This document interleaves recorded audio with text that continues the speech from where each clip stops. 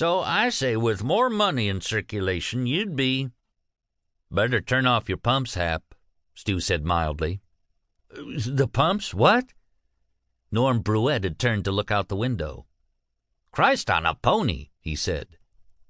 Stu got out of his chair, leaned over Tommy Wanamaker and Hank Carmichael, and flicked off all 8 switches at once, 4 with each hand. So he was the only one who didn't see the Chevy as it hit the gas pumps on the upper island and sheared them off. It plowed into them with a slowness that seemed implacable and somehow grand.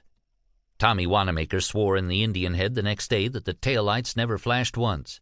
The Chevy just kept coming at a steady 15 or so, like the pace car in the Tournament of Roses parade.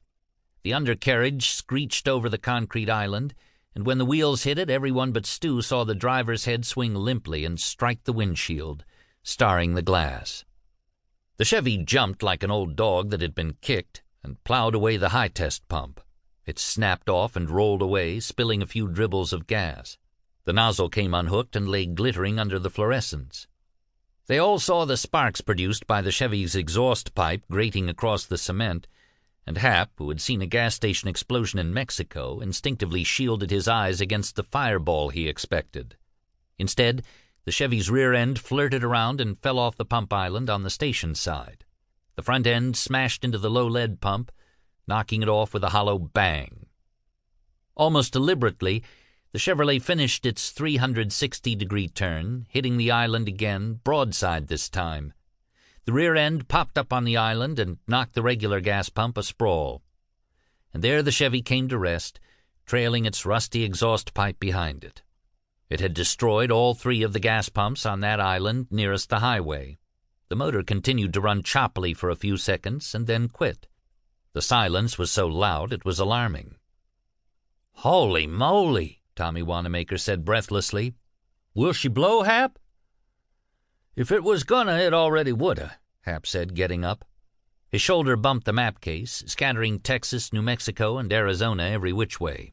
Hap felt a cautious sort of jubilation. His pumps were insured, and the insurance was paid up. Mary had harped on the insurance ahead of everything. "Guy must have been pretty drunk," Norm said.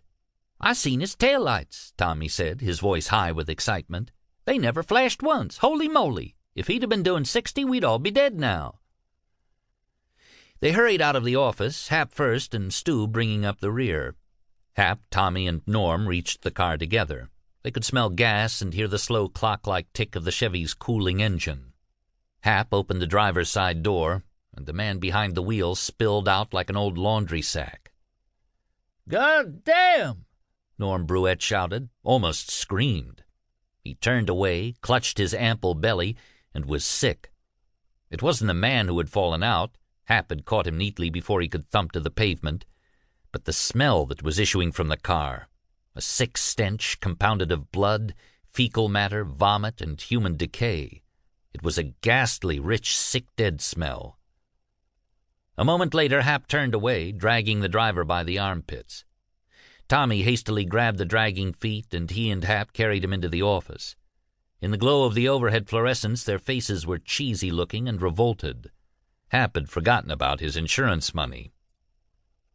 The others looked into the car, and then Hank turned away, one hand over his mouth, little finger sticking off like a man who has just raised his wine glass to make a toast. He trotted to the north end of the station's lot and let his supper come up.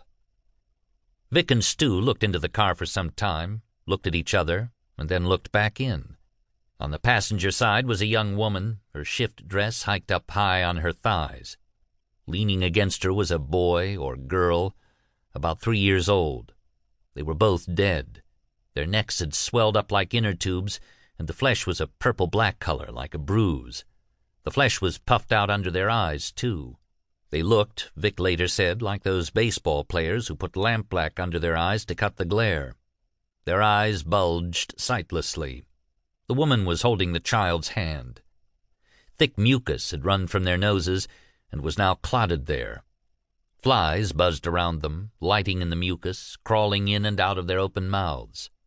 Stu had been in the war, but he had never seen anything so terribly pitiful as this. His eyes were constantly drawn back to those linked hands.